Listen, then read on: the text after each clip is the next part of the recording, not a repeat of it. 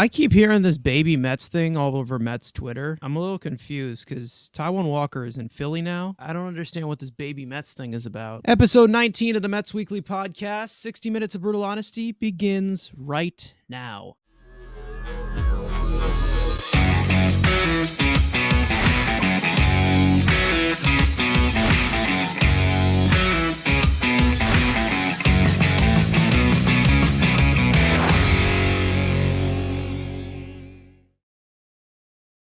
So y'all know the drill, but I will not stop saying it. It's the tradition. Make sure to subscribe to the Mets Weekly channel for content throughout the week, including videos, live streams, shorts, and this very podcast out every single week. Follow us on Twitter, TikTok, and all of our individual links. They are in the description. We are coming off some excitement in Mets land, the most excitement we have seen in a long time. So obviously we'll get into it more specifically, but how does everybody feel? I mean, this just feels like the beginning of our DVD documentary. I mean, we're going to the we're going Super Bowl.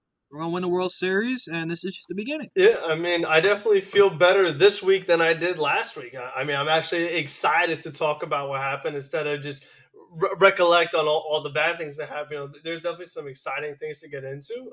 The crowd's excited, the players are excited, so let's get it started. Funny because as soon as everybody gets excited to watch Mets baseball again, because, you know, things are rolling a lot more smoothly than they were for the first 40 games, the game gets postponed. It's good, though, because on the same day, we're going to see Verlander and Scherzer. So, you know, there's your silver line. But other than that, let's get into Mets baseball this week. The biggest jump from last week being the offense. After beginning the season in a 40-game long coma, the Mets offense has woken up. Now, this is a very small sample size, but considering the recent young additions to the lineup and the inconsistency day in and day out, it's nonetheless very encouraging. On Wednesday night, the Mets climbed back from behind 3 times, tying the game in the 7th with a season debut 2-run bomb off the bat of Mark Vientos, a monstrous game-tying 3-run homer by Francisco Alvarez in the 9th, and capping it off with a game-winning 3-run shot by Pete Alonso to give the Mets the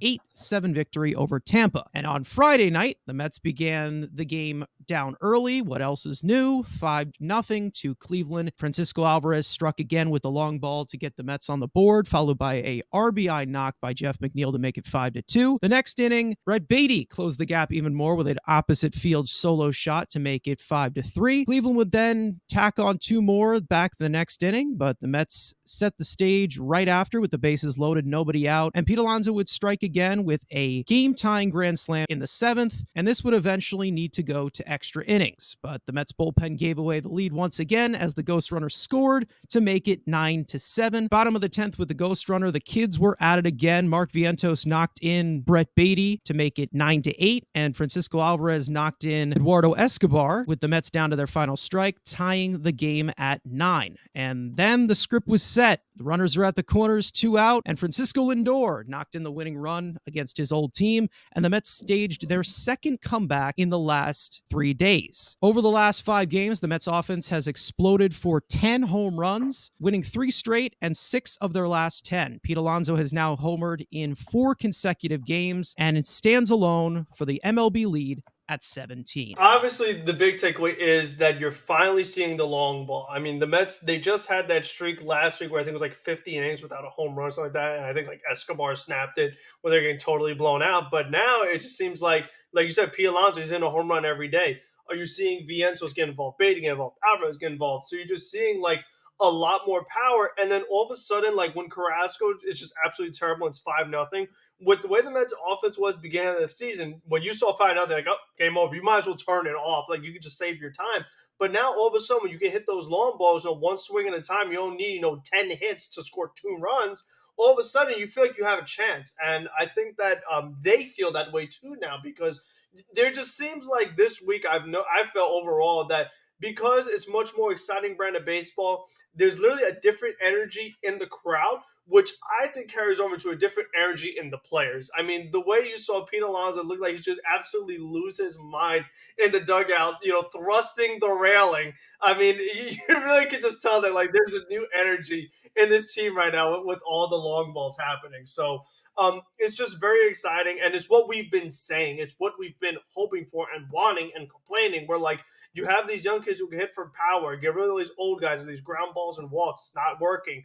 Do something else, and all of a sudden, I mean, you see what could happen, and it's really timely because we've seen a lot of bad pitching, and I think it was very obvious in that Cleveland game. I mean, you have Carrasco, awful, Dominic Leone, mess, Steven Nagosic, mess. I mean, Drew Smith, mess. I mean, the thing about the Tampa game and the Cleveland game, like they could have given up so many times. Like they were, like you said, they came back 3 different times. So you have an offense that even when the pitching is terrible, you feel like they still have a chance, and that's all you want as a fan. You just want to feel like your team has a chance to win the games. It makes you actually want to watch, because when they get blown out, the pitching is terrible. Why even watch? But I just like that now. You could watch the game through, and you can see it in there that they have a lot more fight now. Not able to hit these long balls. And I just love what I've seen this week. I know, and it's not against bad teams. And that was another frustrating thing too. They lose against these terrible teams. I mean, the Tigers, the Nationals, the Reds. We talked about on and on. But you go ahead and beat the best team in baseball. I called it, because that doesn't surprise me when it comes to the Mets, because they beat the Dodgers too. Like, you beat the Dodgers, you beat the Rays. You can't beat the bad teams, but that's fine. And then with this Cleveland pitching, you're facing Clase and Karinchak and these guys, and Cal Quantrill and all them, and they make it happen. So that's what I like, is that they're doing it against good pitching too. And that's really important, because then hopefully once they face these bad teams again, they should be able to beat them. I mean, again, normal baseball logic, they should be able to beat them. But with the Mets, anything is possible, good or bad. Again, it's a small sample size, but when you see this of your pitching struggles, and sometimes you just have mediocre pitching outings, even though you do know guys could definitely shut guys down at their best, on the other side of the offense, home runs cure a lot. And it reminds me a lot of what I'm seeing here, that team in Atlanta. They do this pretty well. When they back up a bad pitching performance, they do it with the long ball. Yeah, and like Frank said, it's the caliber of pitching that they're beating up on. Like Jason Adam, they hit homers off Jason Adam, Peter Fairbanks, 2 of the better relievers in the American League, and beat Emmanuel Clase. Like those are 3 of maybe the top 7 relievers in the American League that never give up. 2 of them don't give up homers, and then obviously a rally against Clase, whose velocity is down. But again, the ball go boom. This is what we're saying that we've been praying for some time. If you're not going to go out and sign it, let the kids do it, because at least that's the trait. They can hit the ball out of the ballpark. And again, you're seeing this. We've said it. This offense goes as far as Pete Alonso takes. Pete Alonso was in a slump for, it seems, about 3 weeks and couldn't hit anything. He gets sick, and now he's turning back into freaking Aaron Judge from last year. It seems like every game he's hitting at least a homer. And it's the meme has to die that me and Metsfan held on to as much as we like Troll Pete. He's not hitting Lucas Duda homers anymore. He's hitting the homers that elite players, winning players do. When Bryce Harper comes up in a big moment, Bryce is going to hit it. And now Pete has consistently done it. That when the moment is the big moments are up, he's coming through, and he is hitting moonshots. In addition, as well as Francisco Alvarez has been coming up, in the big moments too. And yes, we all can go back to that hater AB. And he was completely overmatched, and he quoted it after the game. But this man, I hate using the trend, but this man got some dog in him. And when the moments are getting big, he's just going to sit there. He's like, come on, give me the hanging slide piece, and I'm going to hit about 9,000 feet. Oh, Emmanuel Clase, you want to throw a 102-mile-an-hour cutter? Hey, leave it middle in. I'm going to pull it through the hole. So, and then obviously Beatty and Vientos just being more supplemental power. We've asked for this. And just letting the kids play. Enough with these old guys. And look, it's been 4 games, and they're like averaging like 6 runs a game, and the ball's going out of the ballpark, and the game, and we're winning. So again, offense is fun. Let the kids play, and then and Pete Alonso's getting hot, and even Francisco Lindor, who hasn't had the great year, he's still coming up in RBI situations. He might not be getting a lot of hits, but his hits that he is getting are in big moments and big spots with runners on, and he's been producing. Yes, he's going to get on a heater too.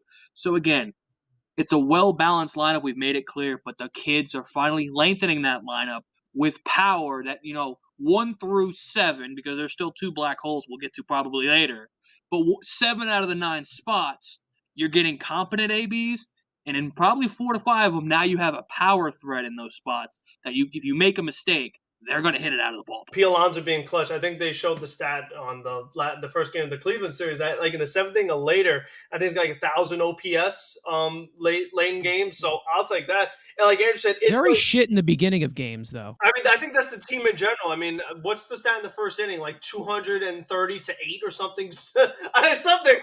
I mean, they're just terrible in the first inning. They're always down.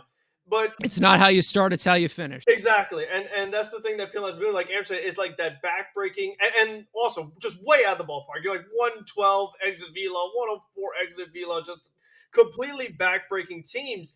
And it's just so nice to see him have that help, have that power protection, because that's the thing that we talked about so much. We know Alonso's going to carry the team, but that power protection, and when you have Beatty batting behind him or Vientos batting behind him, just having that additional power threat. And I even kind of like what they've done with the lineup a little bit, just that slight change of having Lindor second and McNeil third. I feel like it's producing a couple of things for them. I think it gives them like a little bit of that element of like, instead of those two contact guys, you have a guy gets on base, a power guy, a contact guy, a power guy. And I think that just having all those guys on for, Alonso, then him driving the ball out, leaving Marte lower in the lineup since he's still struggling, until he gets it going again. That's where he's got to stay for now. But I look at this team right now, and it kind of reminds me of like a relay race, a relay team where you have like Vientos and Alvarez, they get the things started, and Beatty, they get it started. And then Alonso is that anchor where he just kind of ends it and brings you to the finish line, because it just seems like when they're down big, the kids get a minute, and then Alonso finishes the job. So I think it's a good recipe. That's the recipe they need. So, I mean, it's just been a great brand of baseball. And like Andrew said, Alvarez being clutch, ninth inning, tying the game in both of those rallies, against, like they said, elite level pitching. And Alvarez has done that going back further. Look at Tyler Rogers, the home run he hit against San Francisco. Rogers is a guy who's very tough on right-handers. Alvarez hit it. He hit Adams' best pitch. He hit Clase's best pitch. So he's clutch, and he's doing it against the best pitcher's best pitches. So, I mean, this whole story, I don't know if we're going to get to it later about, we're going to get to it later, so I won't touch on it now. But he's really making the case like, okay, I got my reps in. I'm not striking out all the time. And this is what we said. If you give him the playing time, look what can happen. And, I mean, I love what I'm seeing right now, especially as a big Alvarez fan. I mean, this is what I dreamed of, a catcher who could destroy the ball. And like Andrew said, I mean, he fits in with that whole personality of like, he's getting the team going. He's fired up, running to second base, just yelling and going crazy. Like, it's just a much more fun brand of baseball to watch as a fan. And again, that's really all you really want to see. As a Mets fan, it makes you feel young again. It really does. Overall, like this season, they've been boring as shit. They have been so boring. People are going to sleep watching this offense. Especially an old person. It's tough for an old man to stay up and watch it when you're just seeing walk, and then you leave the bases loaded. It's a snooze fest. Exactly. It's a complete snooze fest. That's the one thing they need to limit the time for the noodles. That's pretty much it. And they sent one of the noodles down to AAA for Mark Vientos. So there you go. Progress is being made. There's still a few that have to go, obviously, but it's definitely a step in the right direction. It took a while to get here. 40 games took a little bit longer than it should have. But you know what? One day, a stubborn egg like Buck Showalter will crack. We all know it one day. But I can say one thing about Alvarez, and we'll obviously get into this a little bit later, but this is a little bit more just for his position. But from the average 21-year-old kid, in those moments that he stepped up, I mean, he's calmed himself. I mean, we saw him come into the majors at the beginning. The man was jittery. Like he was anxious. And now he's really, I mean, the confidence has gone up and up. As many plate appearances as he gets, the everyday playing time that he gets better, which is something that is a duh moment for people that were saying that he didn't look good. Well, let the guy play. Let the guy keep going. Let the guy get his reps. And he did, and now he's in those situations. It's that kind of newfound young confidence that this guy has in him that you can compare to some of these other young star players. Ronald Acuna coming up big. Like, he's very young. Like the Juan Sotos of the world. Like the Vladimir Guerrero. Like Wander Franco. The Wander Franco. They come up big, and they're young, and they have so much potential ahead of them. They have so much upside. They have their entire career ahead of them. And that's how it felt with Francisco Alvarez this week. And hopefully he can continue to build on that. Again, he is still young. He's going to make his mistakes, but the average 21-year-old player doesn't look like that. And he's also playing a position that is really tough for a very young player to play at the major league level. Especially now. I mean, we've talked about that so much. How hard is it to get a catcher who could hit in the very modern era of baseball? And that's what he's doing. I mean, there still are some things that need to be worked on, particularly the base stealing.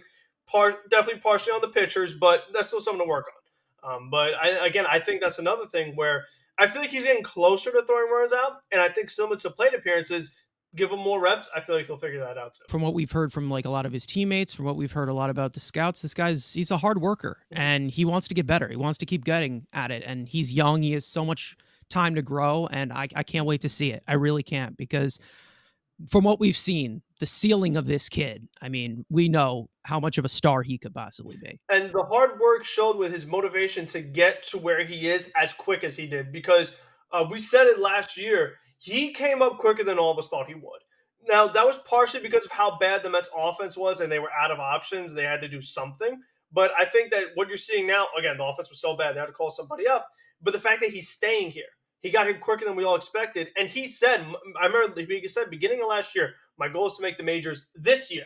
Not next year, not 2 years from now, this year. And he did it. So I think that's just something that he continues to do. And then if he has, Narvaez lurking over him, which shouldn't, he's going to make sure that once again, he proves himself and say, no, I'm here to stay. And then, the rest is history. I mean, we've always talked about this, the confidence from the kid. Mm-hmm. I mean, it's just really, it's top notch, and it's a tough position that he's playing. It's a tough just position in general that he's in right now. And he's really rising to that occasion. But overall, I mean, just the offense, let me just say this. I told you so. Homers help. They really do. They help. End of story. And I will tell you this right now, and I said this on Twitter yesterday, the fact that these prospects are providing the power. The last week, again, small sample, but if this continues to do like it does, it's kind of saving Billy Epler's job, because I'm going to tell you right now, he chose to ignore power in free agency twice at the deadline as well. This is just a boost that they needed.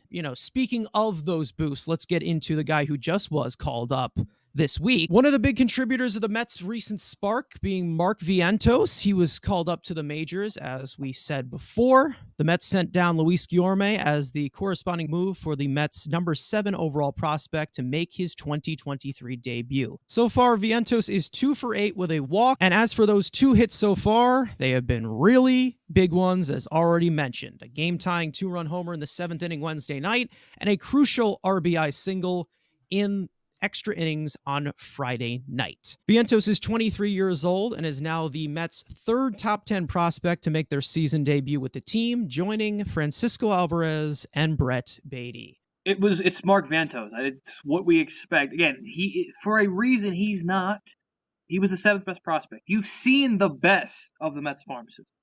So he's in a tier below Brett and Alvarez. But you know what he is equal with Alvarez is pure power. If we're talking pure power, it's him and Alvarez together. Brett it would be in that next tier.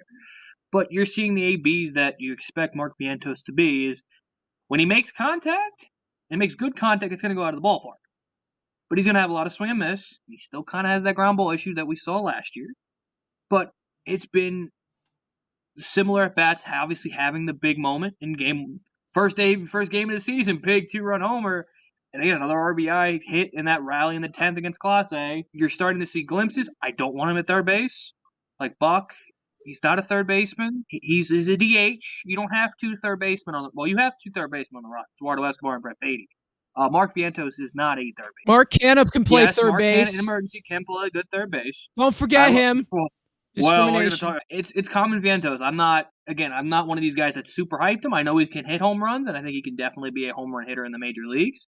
But it's been average Vientos expected ABs. Yeah, I mean, one of the things I've noticed, I mean, maybe it's not true, but it just seems on the eye test, his bat looks a little quicker to me than it did last year. I don't know what it is. Something about his swing. I don't know if there's maybe more launch angle in it, but his bat just seems a tick quicker to me. And I feel like that's going to produce and good results for him. And we talked last week about, Martino's report. Oh, there's no route for them. How is Vientos going to get here? And I made the whole big rant. Luis Guillorme is right there. He's in the way. Get him out. And the Mets were finally smart enough to do it. And that was the route. You got rid of Guillorme. You bring in Vientos. And Vientos, in one day, pretty much drove in more runs than Guillorme did the entire season. Had more big hits in 2 days than Guillorme did in 2 months. So, again, it was just such an obvious move that the Mets needed to make. And I'm so glad that they did it. And okay, he's only hitting 2 for 8. But again, those 2 hits are big hits. And I think, like Alvarez, like Beatty, all these other young players, give him consistent reps. And like Andrew said, not at third base. DH. I mean, let him DH a little bit. Let him play first a little bit. Get Alonso some DH reps if he needs just a slight rest. That's all you really need to do. We'll maybe get into defensive positioning later on, but him at third base, okay. But I think that Bay needs to be in this lineup and Vientos need to be in this lineup. Once again, there is no reason to have Daniel Vogelbach making any kind of plate appearances. I don't care if it's versus righties. I don't care if it's versus lefties. Pat Vendetta, I don't care who he's facing. Daniel Vogelbach has no reason to make it starts. And the same goes for Tommy Pham. So there is no excuse why Mark Vientos can't, at minimum, DH every single day. Because at least he gives you that power threat. At least he has potential that he could improve as the season goes. Whereas Tommy Pham, as the days go on and he's getting older and older, Daniel Vogelbach getting fatter and fatter. the most one-dimensional player in MLB history. All the guy could do is draw walks, and if you bring in a lefty, you can't even use Vogelbach. So, if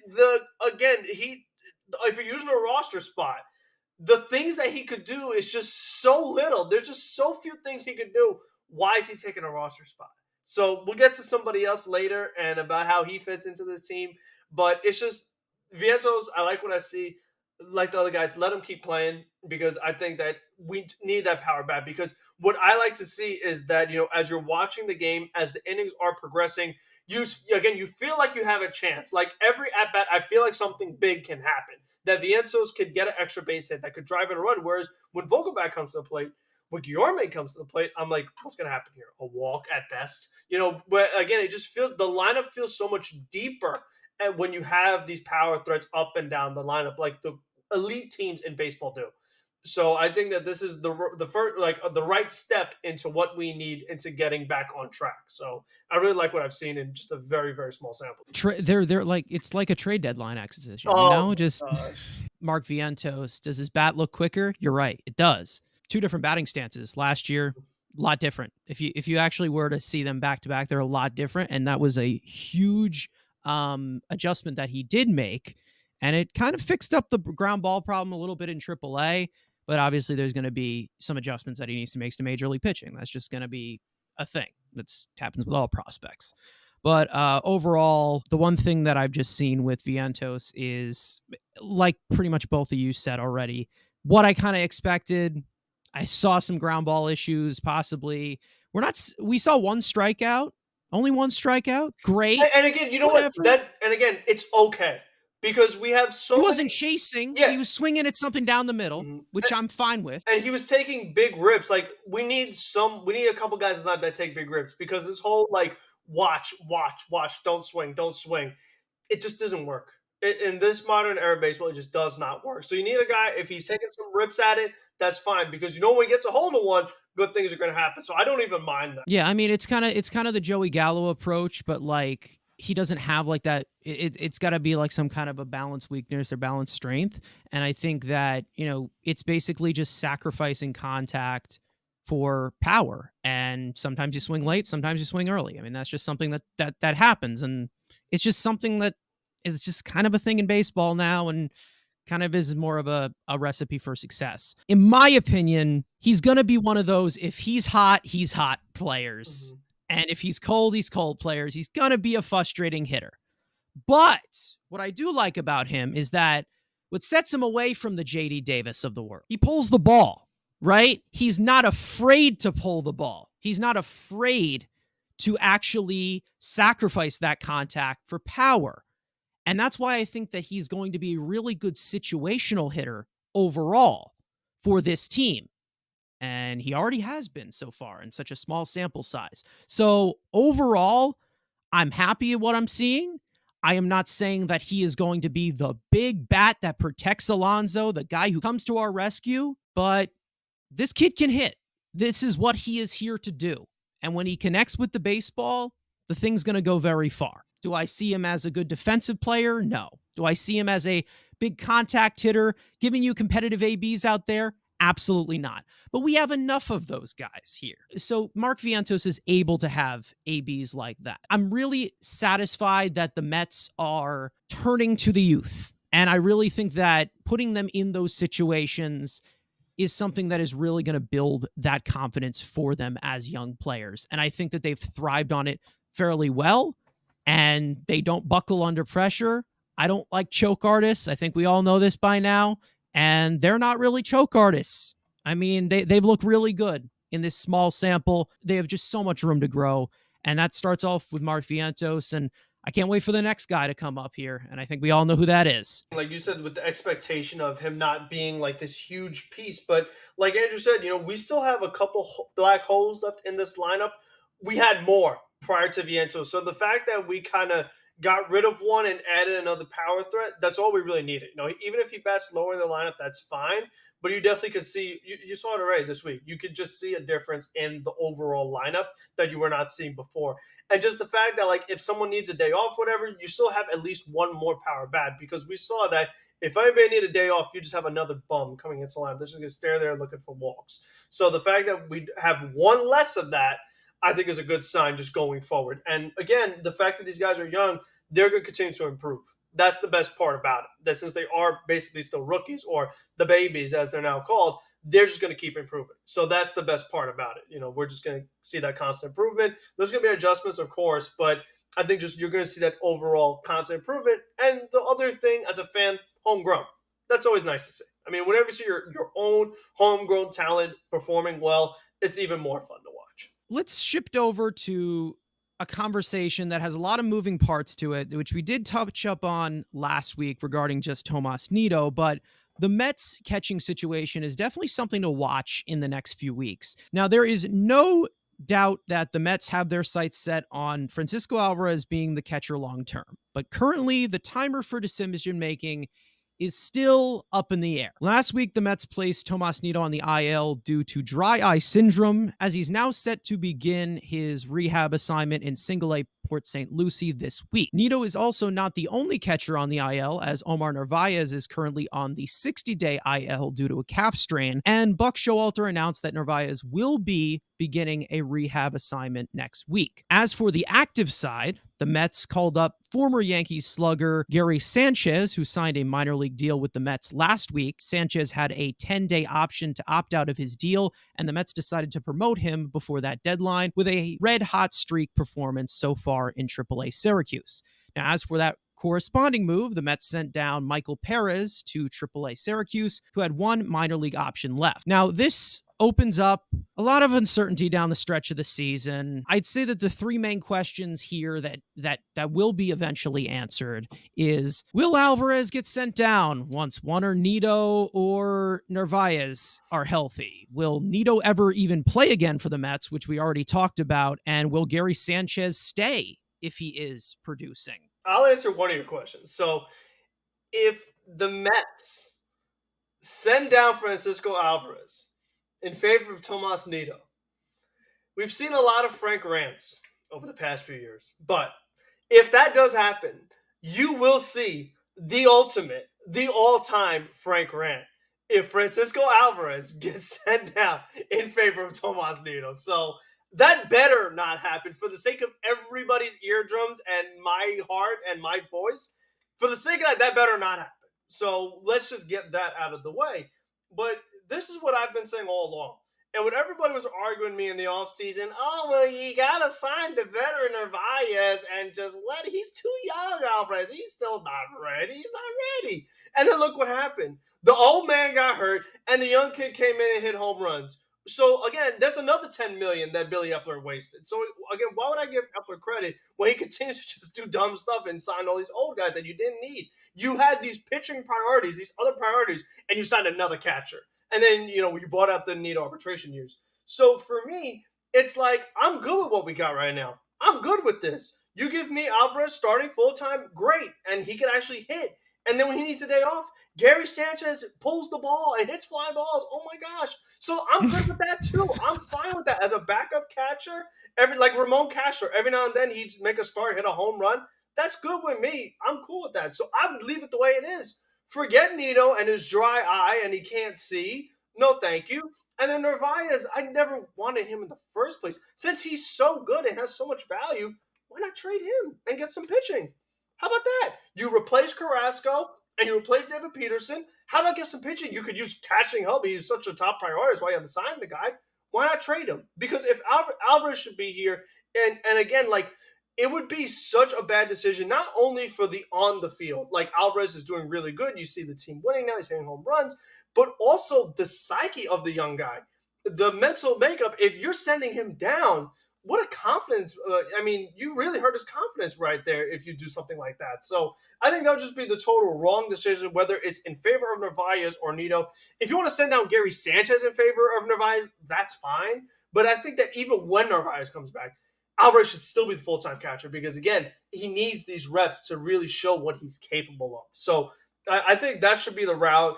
I think that Alvarez, if he just continues to do what he's doing, he will make it an easy decision for them where they just have to keep it the way it is. And I'm looking forward to see what Gary Sanchez could do because, again, we've had just so many years, and I'm so tired of seeing catchers who just cannot hit to save their lives. Having two that can hit home runs, that would be a really nice welcome change to see. So I'm looking forward to it. And again, I'm good with what we have right now. I didn't like what we had before. I complained about it for months, but I like what I'm seeing right now because this is what I want. I think we're definitely going to see that Frank rank because of the numbers. I do think Tomas Nito does get DFA.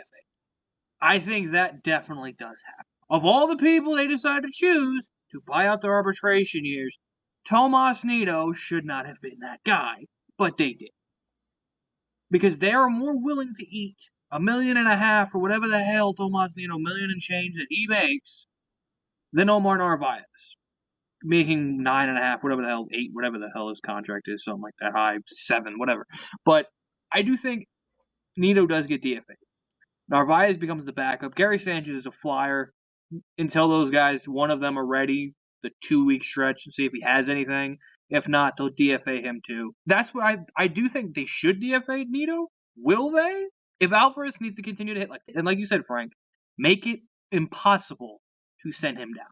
If he's hitting, and now you're seeing the Tomas Nito with Travis d'Arnaud, pitchers want to throw to Alvarez.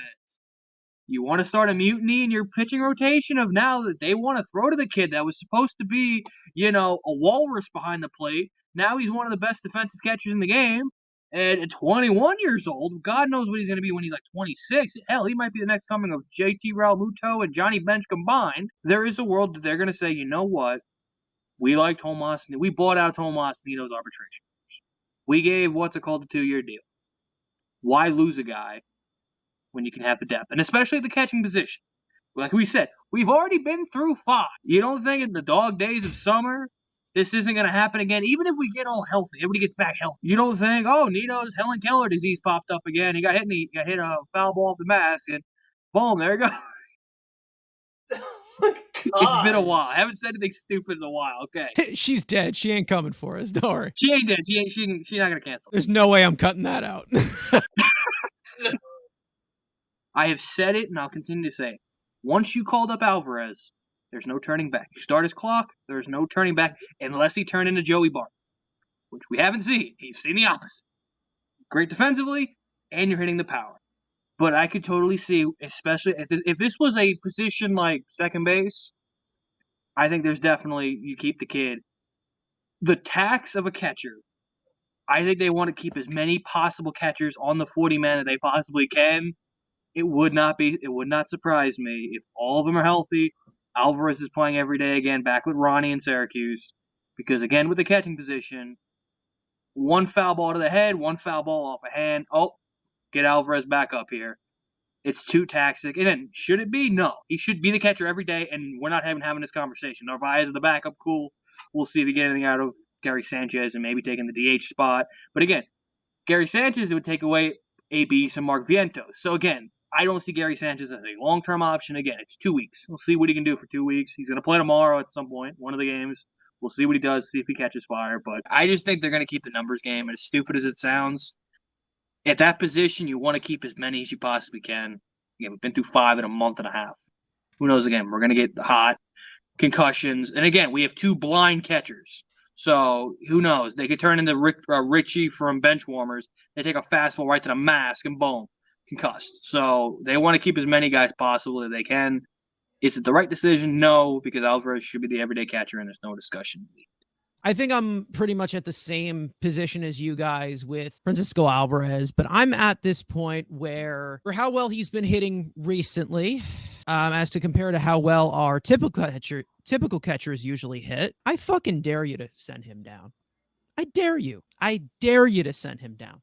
Go ahead and do it. You're going to get so much backlash.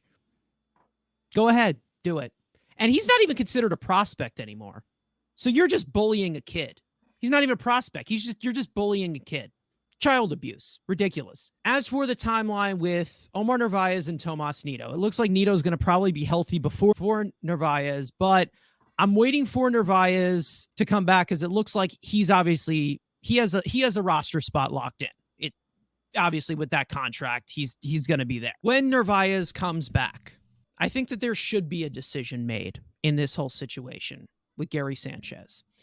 If Gary Sanchez, in the 2 weeks that he's hitting for power, he's doing his great little thing. If he's scary Gary. He's scary Gary. I don't think he goes down. I think Mr. Fat Man, Danny frickin' Burgers, I think that's the man that goes. And you have Gary coming off the bench, and you have 3 catchers there. But it's a lefty killer off the bench. It's your Darren Ruff. I don't think that really interferes with the whole situation with Vientos, but then I also have a fantasy where Vientos is at third and then Beatty's in left and then Marcana. But whatever. Either way that you look at it, you still have to be a wait and see. I think that Francisco Alvarez has to keep hitting. You're going to see what you get with Gary Sanchez. Who knows? I know Omar Narvaez is going to come back. Right? You know he's going to be back on the roster. I don't think it's going to be for Alvarez. It'll probably be for Gary Sanchez in that sense. As for Tomas Nido, you're chilling in AAA and catching those young pitchers in AAA. There's no real reason for Tomas Nido, but they like him too. Especially if his defense fell off so much. I don't know if that had to do with the eye situation or not, but if his defense is not going to be good, we know his offense won't be. So he basically just becomes kind of... Or maybe we just have a bench full of catchers, you know? We did it before. At this point, we did do it before. When this time does come, that one of those guys are healthy, that is rehabbing, we're definitely going to see one of those times where a possibility where they can cut out more useless fat, or they can possibly put in more useless fat. It's going to be a make or break situation. And it's either people are going to be angry about it, or are they going to be happy about it? Now, although the Mets starting pitching has been quite a problem so far, I think it's safe to say that the most reliable starter has been Tylor Megill. In his first 9 starts of the season, Megill has surrendered 3 or less earned runs in 8 of them and has posted a 3.88 earned run average in 46.1 innings pitched. The 27-year-old is now just 1 inning shy of matching his sample from last year, where his hot start was cut short due to multiple injuries. At this point, we all know that we don't have a choice but to trust Tylor Megill. But I think the main question that I want to ask you guys is, do you believe that he can keep this consistency up? Because we've seen him fall off twice before. And can he continue this back-end consistency? Do you guys believe that he can? I think you said a key word in why I say yes. That key word being back end. If he's your 5th starter, okay. Giving you a 4 ERA. There's a reason why I say back end. I'll get into it, but go ahead. 5 and change every start. Give me south of 4 runs a game. That's a quality 5th starter. That's useful, especially with this rotation of just, with a couple of just literal BP throwers, and just literally could put up a freaking BP machine and probably get more productive outs. But again, he's been a productive, valued piece. And again, is he great? No. Do I hate when he's on the mound? No. Can he give you an occasional, maybe once every year, and potentially if Buck lets him off the leash, he can give you 7+ innings? I think it's possible. But again, as a fifth starter on a great team, he's probably in that Trevor Williams role. But again, there's no depth in the upper minor leagues with pitching, at least. He has to be kind of the fourth starter now, especially how other guys have pitched. He's kind of been the ace of the rotation. Again, as that back end guy, this is the kind of production I want out of my fifth starter, and he's been good. Again, Buck is just saying, get up out of here after 5 every start. Maybe loosen the lanes up a little bit and let him see if he can get to that 6th, 7th inning, especially when you're overusing your bullpen every 2 days. If you're giving me productive 5 and fly, I'll take it. Yeah, I think the key, like you said in the beginning, was the fact that he's almost already matched how many innings he pitched last year, and we're only in the month of May. So I think that as long as he's healthy, he has every possibility to do it, and that's what I want to see, because we've talked about so much. With such an older rotation, there is that high injury risk with older players. Say it every week, we know it. So having a young guy in the rotation who's just making his starts every 5 days, and like Andrew said, is not just bullpen and a BP pitcher who's given up 5 runs, and you have to overuse the bad bullpen you already have. As long as he's doing that, he's keeping you in games, making every 5 starts. He's totally fine in the background rotation. But also, like Andrew said, with how bad so many of the other guys have been, he's had to be like a mid-rotation, upper rotation kind of guy with all the injuries and inconsistencies we've seen. Even from the guys all the way at the top, when they do make their starts, we may get to him later as well. So I think that as long as he stays healthy, I know he tried to change his delivery again and his motion again to kind of get that to happen. But as long as he's healthy, he has the stuff to do it. So that's all I want to do. Just keep doing what you're doing. We don't need you to be an ace. We'll take what we're getting right now. You give me your 5 into 6 innings. Keep it under 4 runs. Make the starts. We're good. That's all we're really asking here. We're not asking for anything too crazy. So I like what I'm seeing, and I think he can keep it up. So I like it. Reason why I say back end consistency, because I don't like this. I don't like this at all. I really don't like what type of pitcher Tyler Megill is this year. This fucking contact managing Jeremy Hefner. What did you do to this man? What did you do to Tyler Megill? If he actually can hold this up, with how he actually is pitching right now, to be honest, no. I'm going to tell you right now, no, because this is not how a 6'7" pitcher should be throwing. This is ridiculous. Somebody who has ridiculous extension, he should be able to sit at 97 to 98 consistently and be a explosive strikeout pitcher. And he's not, because they kind of screwed up the release point, which pisses me off, which is kind of screwed up his control a little bit. Also, he has like this little elevation of drop in his fastball that is going to just make it look like a complete hanger. His fastball is so erratic that it makes me very nervous, and I don't really like this at all. But overall, he's been consistent. He's been good, but I don't really know how long this is going to hold up. Yeah, sure, he's staying healthy, staying what? But from what I've seen, the Tyler Megill that I fell in love with, this ain't it. Let me follow that up. Would you be okay with him throwing a lot harder than he is? Do you think that he could handle that? I'm going to say no, because I think that's one of the big reasons that led to his injuries. So I'm okay with him throwing softer and staying healthy, because if you make him a reliever and he's only doing a couple innings and he wants to throw hard, that's fine. But I think that, it comes to a point in your career where you have to make adjustments to stay on the field. We talk about it all the time, the human body is not supposed to do what pitchers do. And if this is what he needs to do to stay on the field, then by all means, this is what he has to do, because we have so many other injury concerns. This is what it has to be. Because he was trying to throw too hard. I mean, we saw he was almost at 100 in the beginning. He wanted to hit 100, and then we saw his body just fall apart right after that. So I wouldn't try it. The shortened up windup that he put in here, I think that if you made an adjustment to that release point, you definitely could get more perceived velocity from that windup.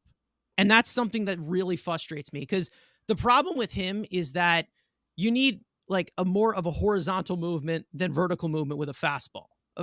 And this guy's getting to like 14 inches, 15 inches, 16 inches. He is ranging from 11 inches to 20 inches. The thing is that you can't be that erratic with a fastball, especially when you don't have a cutter for something horizontally. And that's the problem. I believe that he needs to add a cutter, but that's a different situation. If he continues to be consistent, so be it. But he had a chance to be an ace, and it's over. It's freaking over. Season over. He's being a smarter pitcher. He doesn't, again, No. all the nerds want the velocity. Give me a guy who I'm not saying I want velocity. What's the best ability? Availability. I Throwing gas. I will take Tyler Megill at 94, giving me 5-6 guaranteed every fifth day. Then, he's throwing 100. Doesn't that sound familiar?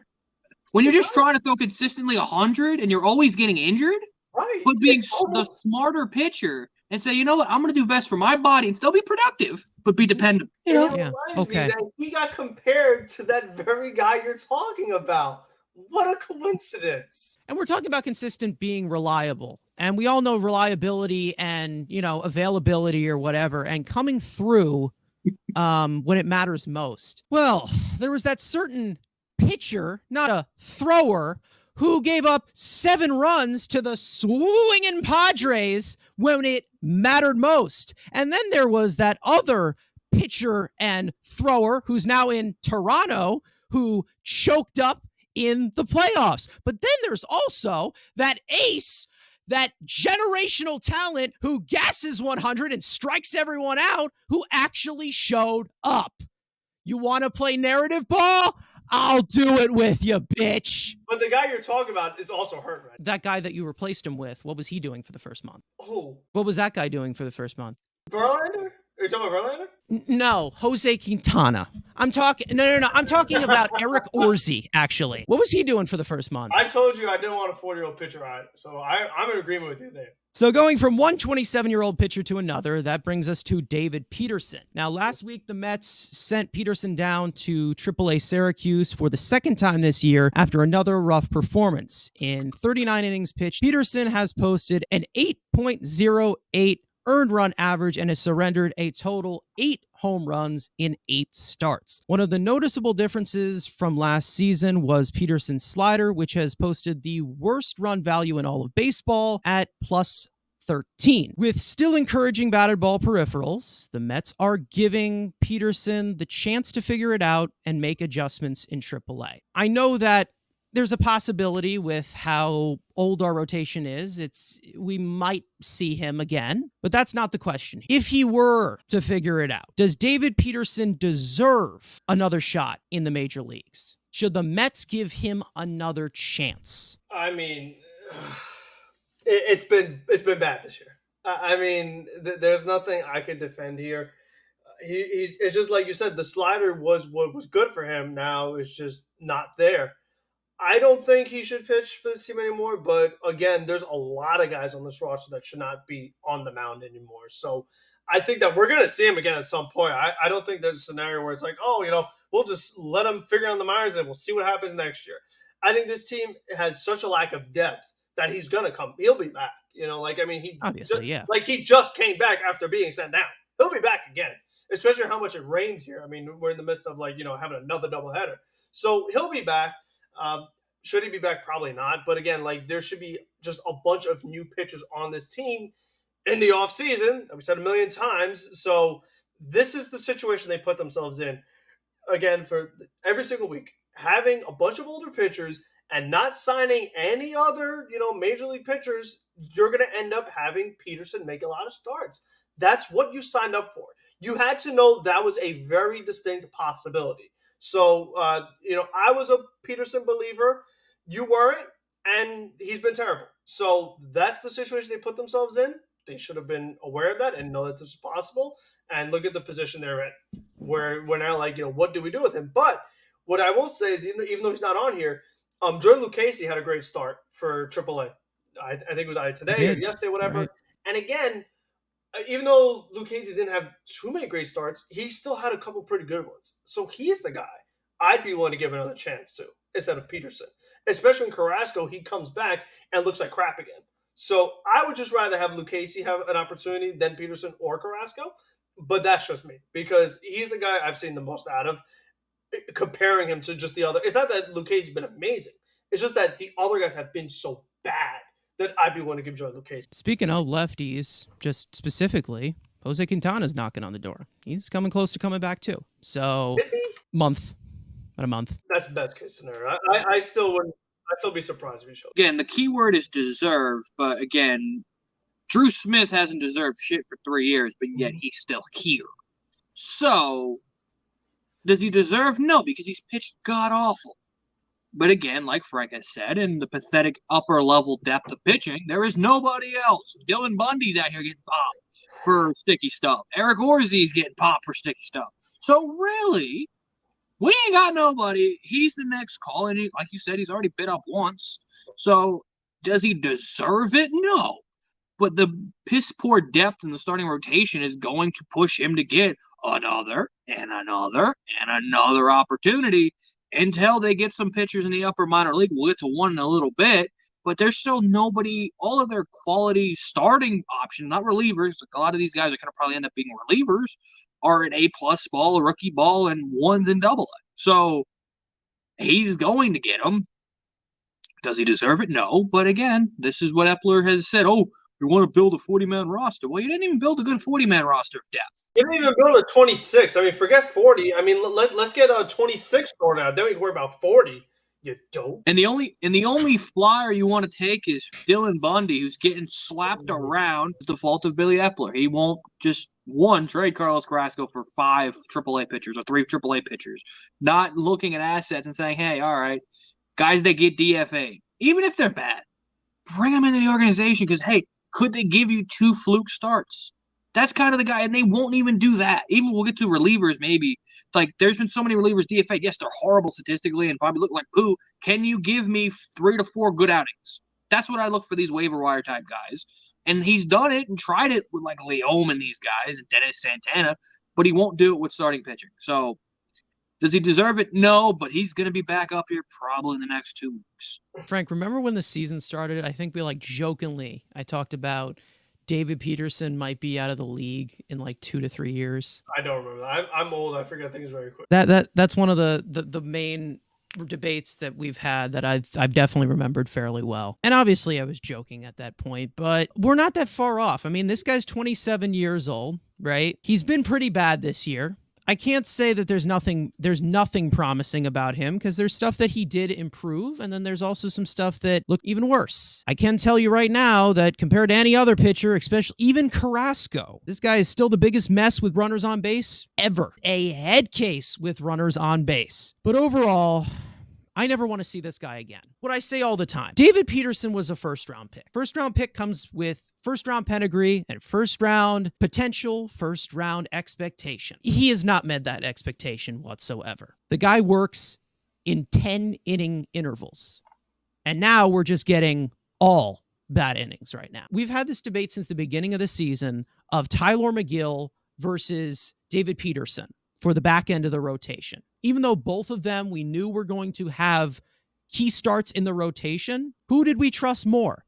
The fact that Tyler Megill actually is comparable to David Peterson is really, really sad. David Peterson, like I said, first round pick expectation. This was one of their guys that they expected to be a cornerstone in the majors, and he has not been that. Tyler Megill, late blooming guy who used to be a reliever, 8th round pick, and now this guy's chesting up to him and out pitching him. That's what I mean. He's not that guy. He's not a first round guy. The guy they picked right after him, that's a first round guy.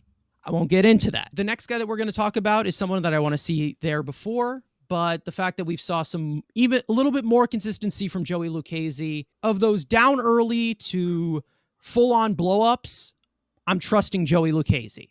Because Joey Lucchese, I know on a typical day, 3 to 4 runs in 5 innings. And with this offense now that's starting to creep up back, they can get back into it. But with David Peterson, after 3, it's 9-2. Great.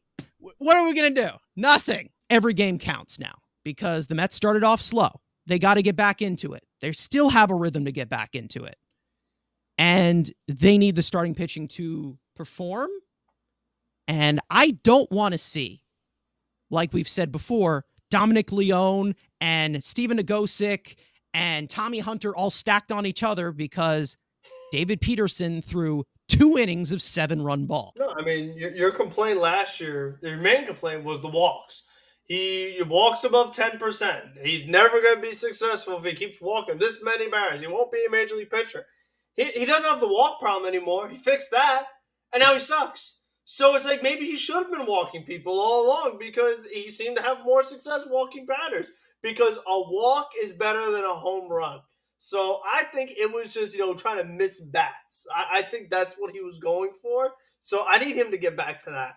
Walk whoever you want, just don't give up 7 runs. You know why he's not walking anyone? Because he's leaving everything over the plate. That's what I'm saying. Just because you have good control does not mean you have good command. That's the problem with him. If he has good control, he has horrible command. If he has bad command, he has good control. Like, this is the problem with him. He'll never have those two there at the same time. And that's a problem, especially with somebody who is 27 years old. He's not 23. He's not 21. He's not 20. That's like what happened with Dom Smith. Eventually, you got to, first round pick, eventually you just got to call it quits. Like, you can't, like I said, you can't wait forever. Draft stock is something that I definitely take into account with expectation. And I know a lot of people don't. This guy was expected to be one of their, best pitchers, somebody they had expectation. He finally got here. He's 27 years old now. He's not, yes, he's still young, but at this point, we expect him to be at his highest capacity. I don't think an 8 ERA is highest capacity. Now, speaking of the starting pitcher food chain, there is one young arm banging on the major league door recently, and I'd like you guys to meet him. Mike Vasil. He's 23 years old. He's a Mets pitching prospect, currently ranked number 9 via Pipeline. Vasil has been dominating Double-A this year, posting a 2.19 earned run average in 37 innings pitched, striking out 33.3% of batters and only walking 4.3%. Vasil was a former 8th round pick back in 2021, who really evolved his repertoire last year, evenly increasing velocity, spin, and overall mechanics. Now, according to Mike Mayer, the talk around the Mets front office is that the team could give Vasil a shot down the stretch of the season, with the Mets pitching staff struggling to find consistency and health. He's got 115 and a third career innings in the minor leagues over 3 seasons. Again, former 8th round pick, like you said. Another 8th round pick out pitching David Peterson. How fast can you see him? It depends how many more arms go down at this point. Like, I do think, again, like how Mayer said, I could see him in August. I do think he could get a promotion soon. I think maybe if he has another bang out start in Binghamton, I would like to see him get moved up to Syracuse. But again, like in today's, you can see guys going from Double-A to Triple-A. There's an adjustment, but the way talent is now, it's not as big as a jump as it was 10 years ago from Double-A to Triple-A. But again, it's just how much of a need do the Mets need a starting pitcher? And if the injury bug continues and Carlos Carrasco has another phantom injury and, Tyler Megill starts throwing 100 again and he gets injured, he's up there on the depth chart. I still think you see Budo before him. Like, you'll probably see Budo again before that. And then probably he's right behind him.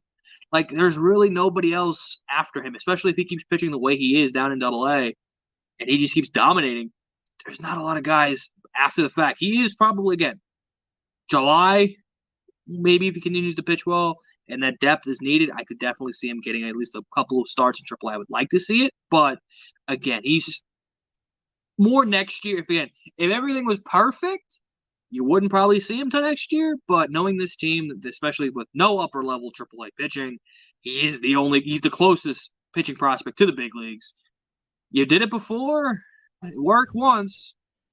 Why not try it again? I don't see Vasil as, Vasil is definitely in our top 10. I think that there's a possibility where I don't think that he's just 26 to 28-year-old guy like Joey Lucchesi or Jose Budo who are just there for spot starts. We need them for a spot start. You plug them in there. I think Vasil could be a rotation option that you could slide into there, right? And the reason why I would think about this, the man that pitched last night, God, he is a mess. Yeah, I think that's, just to continue your point, like, they have had so many bad outings in the major leagues and they have so little quality depth in the minor leagues that is major league ready, that he may get fast tracked a little bit. I mean, if he continues to pitch this well and we continue to see all the other injuries and struggles that we're seeing on the upper levels, their hands may be kind of forced, because I don't know how many more times you can literally have every 5 days have Carlos Carrasco go out there and pitch the way he's pitched, and how many more times you could have a bullpen that's already bad get overworked and be too tired. And then it's just like, again, when you have, it should be like, oh, it's only 1 day. But when you have a starting pitcher have a bad outing and then you have to overuse your bullpen, that's going to affect you every day. And then, like I said, when it comes to guys like Robertson, Ottavino, who are your two guys at the back, you can't be overusing them when you really don't need to. Like the fact that Ottavino came into like an 8-1 game or something like that, and then in a close game they used him and wasn't as effective. So stuff like that just can't be happening. So they really have got to get this sorted out. And like we said with Megill, you give me quality start 5 days. If Vasil could do that, I mean, why not? Because it's not like the Mets are going to, dare I say, trade some of their surplus like a Vogelback or a Guillorme or a catcher for pitching. So since they're not going to do that, why are you just going to keep letting just get your ass kicked? I mean, do something about it. So, you know what? If Vasil continues to pitch like that, why not? What I'm doing right now, if I'm the Mets currently, I'm letting him get his feet wet in AAA. I understand that, pitchers can come up from AA and they don't need AAA technically. Get some more innings, see if he can manage a little bit more of a workload, pitch, 4 or 5 starts in AAA, whatever, as one of those placeholder guys. The thing about Vasil is that he's 23 years old. He's not a very young pitcher who is 19, who's 20, who's 21 years old. He's 23 going on 24. So, that's getting to the Jacob deGrom age when he came up, and that's getting to the Steven Matz was 25, right? He was older. It's not like we're rushing him. It's someone who has really evolved into the advanced arm that he's become. I'm really impressed with this guy. I really think that he can do something really special with us. This is my second favorite out of all of our pitching prospects, obviously, behind Blade Tidwell, who just throws complete gas. But I think that he's closer to ready for the majors than needing AAA, because I think that what they're getting from him at age 23, that young peak of prime in AA, I think that it could translate fairly well to the major leagues, because one of the biggest problems with these young pitchers and young prospects that they talk about is the command. And this guy got it down. Like, his command is really, really good for the average pitching prospect. I think they should give him a shot sooner rather than later. 23 years old. If he was 21, it'd be a different story.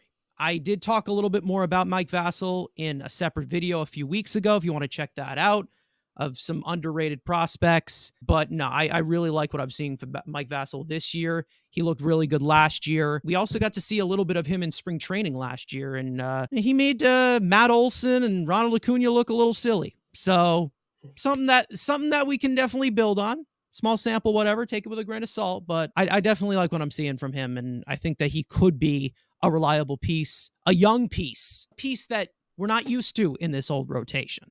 Could this be a version of the Gazelman Lugo, where a guy who 95% of the fan base doesn't know who the hell Mike Vasil is, and both of those guys, Lugo, they should, but they don't. Of a guy that comes out of nowhere and can give you some quality starts. And again, like we've said, he can't be worse than Peterson, Carrasco. Like, he cannot be worse. Like, it's unless he's literally just throwing balls down the middle and it's just getting nuked. He can't get worse. And again, a 23-year-old has more upside than a 27-year-old and a rotten cookie. So, to the point of let the kids play, do you go full-on youth movement and give a shot to Vasil? Again, injuries are probably going to be the main contributor for him to get to the big leagues. But it is something to keep in mind that, hey, could you find another lightning in a bottle? Again, can you give me 3 to 4 to 5 good starts in the major leagues? I think he can. We'll see how aggressive they are. He has my stamp of approval, and I'm usually right. So, but does he have the Vasil stamp of approval? No, that's the one that really. He gives that to a Guillorme a lot. I've realized. Yeah. Good ABs. Everyone's favorite segment. The Mets are winning, guys. Let's get happy for this. All right, studs and duds. One stud, one dud. One guy that's played great. One guy that has played like shit. Yeah, I mean, they actually have some guys to pick from for once. We actually have a few choices, but I'm going to give a guy who I think flew a little under the radar this week because we talked so much about the babies and the young guys, about all the good things they did. But I think one of the other guys that was part of one of the Mets' big wins, how about Kodai Senga? I was really encouraged what I saw, and most importantly, he was doing a good job punching a lot of tickets. That's what I really liked. So anytime you strike out batters, that's really good because one thing that Carson talked about earlier was maybe we put Vientos at left and Beatty. Oh no, sorry, put Vientos at third, Beatty in left. If you're gonna do that, you got some defensive concerns, but if you can strike out batters, you don't have to worry about that. You just let those guys hit, you strike out batters, and we're good. So I was really glad to see Senga step up because the guy who was going to maybe be my dud, I'd probably spoil that. It was just nice to see a really good starting pitcher come through because in that very same game, you saw Acevedo pitch bad late when the Mets made the comeback. You saw Nagosic pitch bad. And then you find David Robinson give up a couple runs. Oh, I'm glad he said it. Still ERA under 1. Kodai Senga, I'm glad that we saw that. They needed it. When he gave up 1 run, the bullpen gave up 6 runs, and Senga pitched 6 innings. So it was much needed. It was part of that massive, massive win against Tampa Bay. So I like that a lot. All right, since I thought Mr. Old Man always takes the common basic answer, I will take the common basic answer, and it has to be the Chunger, the good Chunger, who has a problem. We need to discuss this problem. This man has a humping problem. And it's not just the one clip. There is a trend. And I saw it. There is a thread of this man humping teammates, humping the barrier, celebrating with a hump. Polar bears don't hump when you're hitting clutch fat nukes. This is what I trolled you for, that, he hits homers. He hits 60 fucking homers a year, and you maybe remember like 2. Now you're starting to see him be the big boy, hitting the big boy homers that the big leaders of the team do. So it has to be Pete Alonso. I'll let Tub go next because there's someone that deserves a shout out, which I have a feeling he's going to take. So all right, well, the only guy left there on the board, I'm gonna give the first ever stud of his career. Let's give it to the kid, Francisco Alvarez. He's starting to adjust to the major leagues, and did this again, like we've said.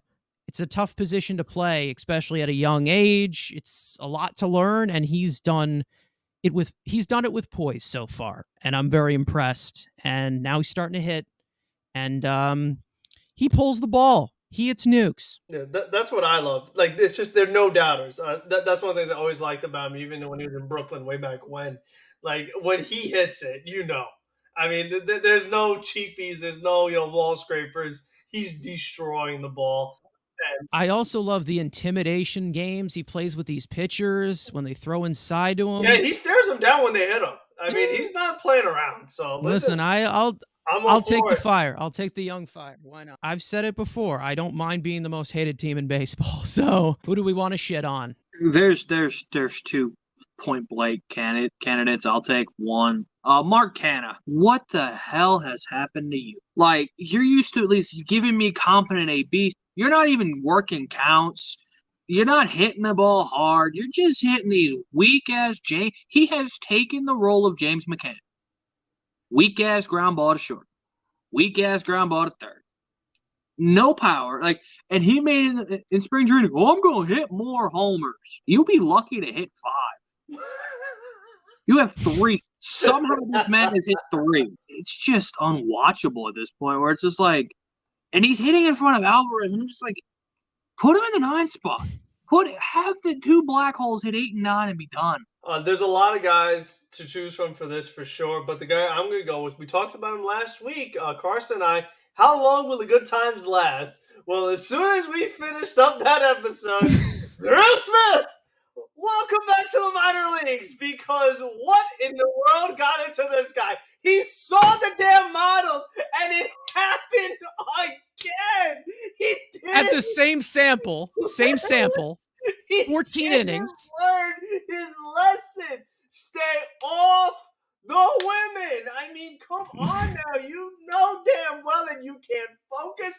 And you threw, I mean, you could not have put a pitch more down the middle than he gave to friggin' Gabriel Arias. Like, in the most Drew Smith fashion, the guy that is not a good hitter, he gives up like Jason Castro last year. Like, he always picks a guy who has no business hitting a huge home run, and he does it. He's so lucky that the offense actually does stuff now, and that the young guys, Vientos and Alvarez, bailed his ass out against Emmanuel Clase. He's so lucky they did because, oh boy, if the Mets made those big comebacks just for Drew freaking Smith to blow it against a bum, and he also gave up a run earlier in the week too, after he was on this nice big streak and we're getting confidence again, he sees the models and he goes right back to the minor league reliever. I just can't take it anymore. How long has this been going on now? Like 5 years? Enough already. Like, I literally can't handle it no more. He's gotta go. Like, he is just like, you want to talk about clutch? He is the most unclutch pitcher I've ever seen. Like, when you need him most, he will not come through. It's just like these backbreaker home runs that you're like, come on. He's so lucky the young kids can hit, because if they had these old guys still out there like Canna and them, oh my God. I mean, that would just been like, as soon as you feel like the Mets had some momentum, he kills it. So, Drew, learn your lesson. They don't want you. I don't want you. Stop. So we literally had a segment about it. Oh, he's right back to work. Yeah, and then he just instantly nosedive. That's the reason why I put it there, because it's like last year it was the same sample size, and that's exactly why I brought it up. I mean, you know me, I hate choke artists. I can't deal with it. I hate the give up pitches. Like, and he's just one of those give up pitches types of guys. He's really hit the Jerry's Familia Hansel Robles territory for me. And nobody has made me more mad than those two fuckers. Daniel Vogelback. Welcome to Fatty Land. What does he do? Nothing.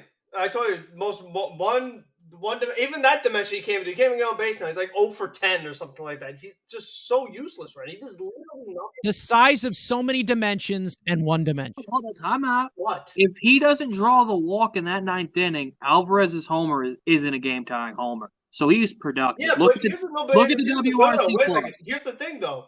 What happened when you're talking about that game, but I'm talking about last night. He comes out, and then, like, or whatever, you have to have, like, Escobar still bases. Like, Escobar is more value than him right now. Like, he just literally does nothing. Like, he takes up 2 roster spots, both literally with his weight and figuratively, because even if he gets on, you have to take him out of the game anyway.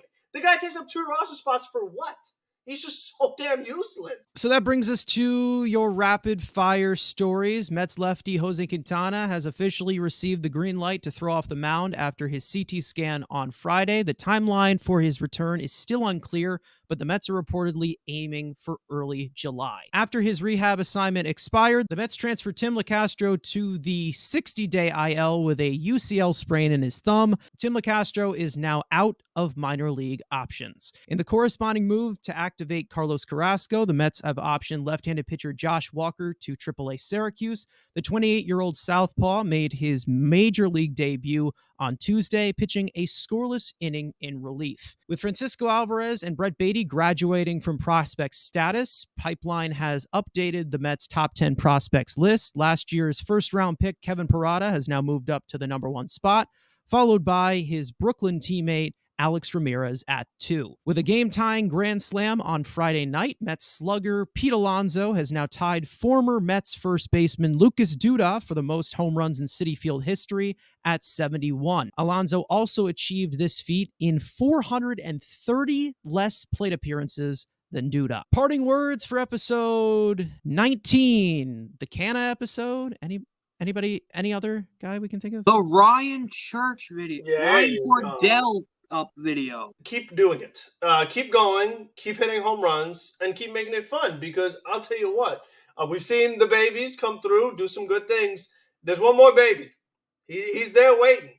Most hits in the minor leagues, most doubles in the minor leagues, hitting balls 115, 112. Daniel Vogelback, I'm watching you real close this week. If you keep doing what you're doing and being absolutely useless, you better be gone, and Ronnie's here.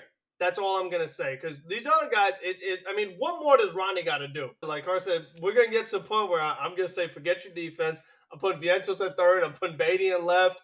I'm DHing Mauricio. And I'm saying, let's hit some dingers. Because I know that freaking Tommy Hunter and Dominic Leone and Nagosic and those guys can give up 10 runs. So I'm going to need to score 10 as well. So, you know what? Vogelback, I'm watching you this week. Because if you don't get it done, Ronnie's coming up. And then the vision will be all set. We're ready to go. Who wants to tell him? Okay. Recording this before the two generational starters pitched on Sunday Night Baseball and Sunday afternoon baseball. But keep hitting fat nukes. Man, hitting homers is fun, isn't it? It's fun. It makes it very entertaining. I'm so glad that we hit homers in a week, and maybe it'll go away next week and I'll be sad again, but I'll always have this week to remember. Like I say, at the end of my life, it's really some things that you need to cherish, right? Let's go Mets. Let's continue the hot streak. Peace out, guys. We'll see you guys next week.